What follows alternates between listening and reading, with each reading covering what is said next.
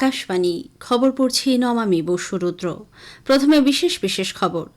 কেন্দ্রীয় মন্ত্রিসভা কোল লিঙ্কেজ নীতি কোল সেতুর সংস্কার অনুমোদন করেছে।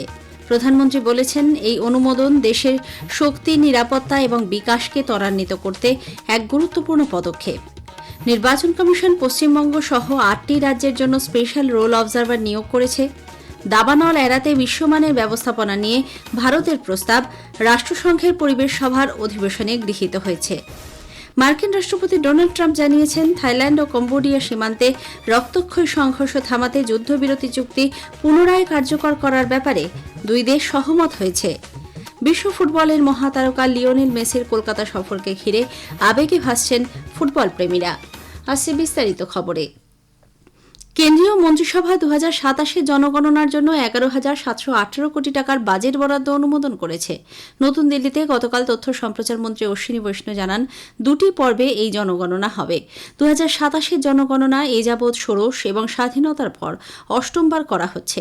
ভারতে জনগণনাকে বিশ্বের মধ্যে সর্ববৃহৎ প্রশাসনিক এবং পরিসংখ্যানগত কর্মসূচি বলে বিবেচনা করা হয়। এই জনগণনায় জাতিভিত্তিক গণনাও অন্তর্ভুক্ত থাকবে। মন্ত্রী অশ্বিনী বৈষ্ণব আরও জানান, মন্ত্রিসভার অর্থ বিষয়ক কমিটি কোল লিঙ্কেজ নীতি কোল সেতুর সংস্কার অনুমোদন করেছে। শিল্পে দীর্ঘমেয়াদী ব্যবহারের জন্য কয়লা ক্ষেত্রের নিলাম এবং রপ্তানির জন্য পৃথক জানলা কোল সেতু নামে তৈরি করা হবে।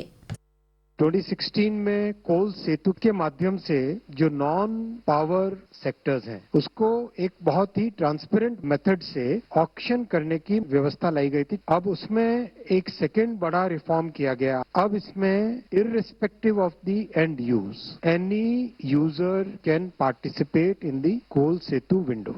अब कोल के एक्सपोर्ट को भी प्रमोट किया जा रहा है। इससे बहुत बड़ी फ्लेक्सिबिलिटी आएगी इंडस्ट्री में। প্রধানমন্ত্রী নরেন্দ্র মোদী বলেছেন, কেন্দ্রীয় মন্ত্রিসভার কোল সেতু নীতির অনুমোদন দেশের শক্তি, নিরাপত্তা ও বিকাশ ত্বরান্বিত করতে এক গুরুত্বপূর্ণ পদক্ষেপ। গতকাল এক সোশ্যাল মিডিয়া পোস্টে শ্রী মোদী বলেন, কোল সেতু নীতি এক নতুন জানালা খুলে দেবে, যার সাহায্যে কয়লার নিরবচ্ছিন্ন, দক্ষ ও স্বচ্ছতার সঙ্গে ব্যবহার সম্ভব হবে।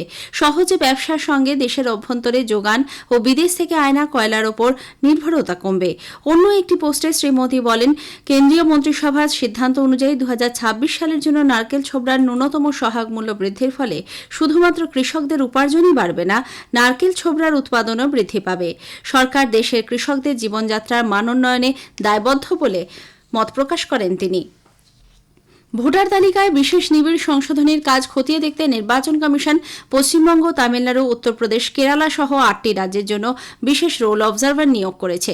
কমিশন জানিয়েছে, ইতিমধ্যেই বিশেষ রোল অবজারভাররা কাজ শুরু করেছেন।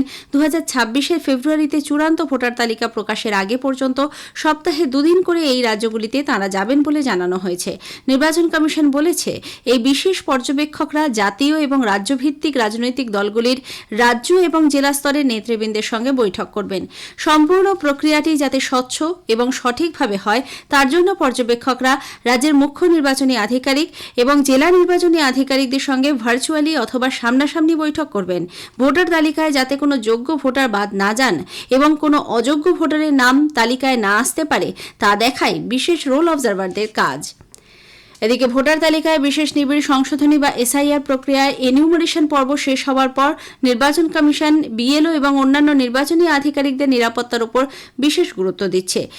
পশ্চিমবঙ্গে ঘটে যাওয়া সাম্প্রতিক কিছু ঘটনার প্রেক্ষিতে বিএলও ও অন্যান্য নির্বাচনী কর্মীদের ওপর হিংসাত্মক ঘটনা যাতে না ঘটতে পারে, সে ব্যাপারে কড়া পদক্ষেপ নেওয়ার নির্দেশ দেওয়া হয়েছে।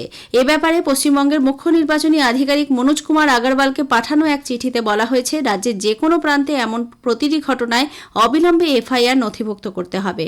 এতে ব্যর্থ হলে সংশ্লিষ্ট আধিকারিকের বিরুদ্ধে কঠোর ব্যবস্থা নেওয়ার কথাও ওই চিঠিতে উল্লেখ করা হয়েছে। বেশ কিছু সরকারি প্রকল্পের উদ্বোধন করতে প্রধানমন্ত্রী নরেন্দ্র মোদী আগামী 20 ডিসেম্বর পশ্চিমবঙ্গ আসছেন। নদিয়ায় সরকারি প্রকল্পের উদ্বোধন ছাড়াও তাহেরপুরে তিনি জনসভা করবেন। আগামী বিধানসভা নির্বাচনের জন্য প্রধানমন্ত্রীর এ রাজ্যে বেশ কয়েকটি জনসভা করার কর্মসূচি রয়েছে বলে বিজেপি সূত্রে জানা গেছে।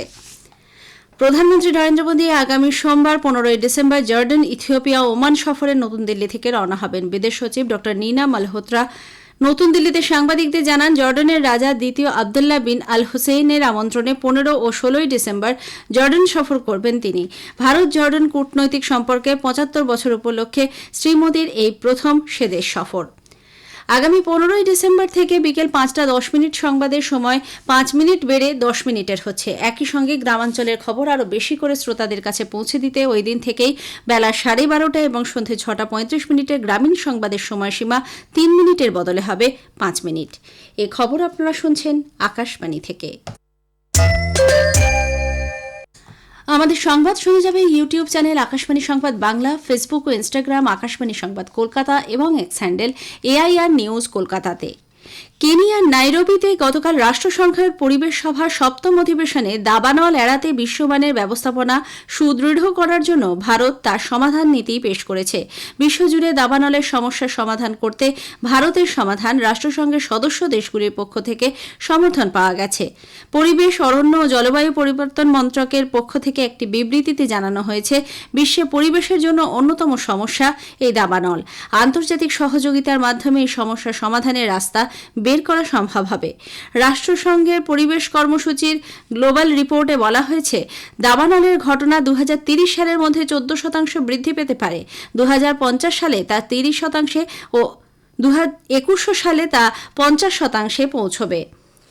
ভারত ও চীনের বরিষ্ঠ আধিকারিকরা বেজিংয়ে নতুন এক প্রস্তাব বৈঠক করেছেন। এই বৈঠককে দ্বিপাক্ষিক সম্পর্কের ক্ষেত্রে ইতিবাচক বলে মনে করছেন তারা।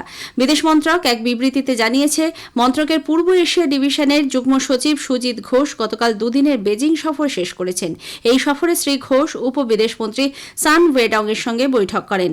বিদেশ মন্ত্রকের এশিয়া বিষয়ক দপ্তরের মহানির্দেশকের সঙ্গেও মতবিনিময় করেন শ্রী ঘোষ। দুই পক্ষই পারস্পরিক সম্পর্ক সুদৃঢ় করতে উদ্যোগী হয়েছে।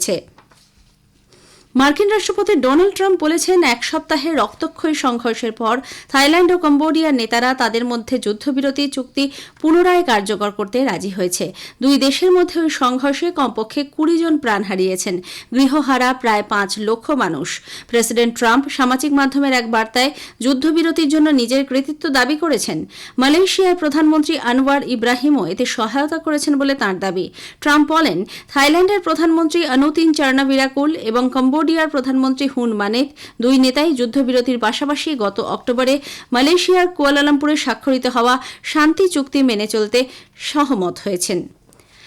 সংসদ ভবনে 24 বছর আগে হওয়া সন্ত্রাসবাদী আক্রমণে গিয়ে প্রাণ হারানো নিরাপত্তারক্ষী ও শহীদদের প্রতি আজ গোটা দেশ শ্রদ্ধা জ্ঞাপন করছে। 2021 সালে 13 ডিসেম্বরের হামলায় সংসদকে রক্ষা করতে যারা প্রাণ হারিয়েছিলেন তাদের প্রতি পুষ্পার্ঘ্য নিবেদনের মাধ্যমে শ্রদ্ধা জ্ঞাপন করা হচ্ছে। উপরাষ্ট্রপতি ও রাজ্যসভা চেয়ারম্যান CP রাধাকৃষ্ণন, প্রধানমন্ত্রী নরেন্দ্র মোদী, লোকসভার অধ্যক্ষ ওম বিড়লা, কেন্দ্রীয় মন্ত্রী ও সংসদের সদস্যরা আজ সংসদ ভবনে শহীদদের প্রতি শ্রদ্ধা নিবেদন করবেন। ছত্তিশগড়ের মুখ্যমন্ত্রী বিষ্ণুদেও সাই বলেছেন, তাঁর রাজ্যে নকশালবাদ ক্রমশ অবলুপ্তির পথে। ক্ষমতায় আসার 2 বছর পূর্ণ করার পর গতকাল মুখ্যমন্ত্রী সাংবাদিকদের বলেন, নিরাপত্তা বাহিনীর হাতে 505 জন মাওবাদী মারা পড়েছে, আত্মসমর্পণ করেছে 2386 ও গ্রেপ্তার হয়েছে 1901 জন। উপদ্রুত এলাকায় 69টি নিরাপত্তা শিবির স্থাপন করা হয়েছে বলেও জানিয়েছেন তিনি। স্কোয়াশ বিশ্বকাপ সেমিফাইনালে চেন্নাইয়ে ভারত আজ মিশরের মুখোমুখি হবে। অন্য সেমিফাইনালে টুর্নামেন্টে শীর্ষ বাছাই হংকং খেলবে জাপানের বিরুদ্ধে। কোয়ার্টার ফাইনালে দক্ষিণ আফ্রিকাকে 3-0 হারিয়ে ভারত সেমিফাইনালে পৌঁছয়। অন্যদিকে মিশর পরাজিত করেছে অস্ট্রেলিয়াকে। ভারত এই নিয়ে দ্বিতীয়বারের জন্য স্কোয়াশ বিশ্বকাপের সেমিফাইনালে উঠল। বিশ্বের ফুটবল তারকা লিওনেল মেসি তার 3 দিনের গোট ইন্ডিয়া ট্যুর সফরের শুরুতে গত রাতে কলকাতায় এসে পৌঁছেছেন। মেসিকে স্বাগত জানাতে কলকাতা বিমানবন্দর চত্বরে ছিল সমর্থকদের উপচে ভরা ভিড়। সঙ্গে এসেছেন তার বন্ধু উরুগুয়ের ফুটবলার লুইস সুয়ারেজ এবং আর্জেন্টিনার রড্রিগো দি পল। এদিকে মেসির সঙ্গে কলকাতাতেই সাক্ষাৎ করবেন বলিউড তারকা শাহরুখ খান। তিনিও গত রাতেই কলকাতায় এসেছেন। 14 বছর পর আর্জেন্টিনার মহাতারকা ভারত সফর করছেন। কলকাতার পর তিনি হায়দ্রাবাদ, মুম্বাই ও নতুন দিল্লি যাবেন। বিভিন্ন সাংস্কৃতিক অনুষ্ঠান ও ফুটবল প্রদর্শনীতে যোগ দেবেন তিনি। 8মবারে ব্যালন ডিওর জয়ী ফুটবলার ভার্চুয়ালি কলকাতার লেকটাউনে 70 ফুট উঁচু মূর্তির উন্মোচন করবেন। এরপর তিনি হায়দ্রাবাদের উদ্দেশ্যে রওনা হবেন। শেষ করার আগে খবরের বিশেষ কিছু অংশ আরও একবার। কেন্দ্রীয় মন্ত্রিসভা কোল লিঙ্কেজ নীতি কোল সেতুর সংস্কার অনুমোদন করেছে। প্রধানমন্ত্রী বলেছেন, এই অনুমোদন দেশের শক্তি, নিরাপত্তা এবং বিকাশকে ত্বরান্বিত করতে এক গুরুত্বপূর্ণ পদক্ষেপ। নির্বাচন কমিশন পশ্চিমবঙ্গ সহ 8টি রাজ্যের জন্য স্পেশাল রোল অবজারভার নিয়োগ করেছে। দাবানল এড়াতে বিশ্বমানের ব্যবস্থাপনা নিয়ে ভারতের প্রস্তাব রাষ্ট্রসংঘের পরিবেশ সভার অধিবেশনে গৃহীত হয়েছে। বিশ্ব ফুটবলের মহাতারকা লিওনেল মেসির কলকাতা সফরকে ঘিরে আবেগে ভাসছেন ফুটবল প্রেমীরা। খবর শেষ হলেও এরপর স্থানীয় সংবাদ সকাল 10টা বেজে 10 মিনিটে।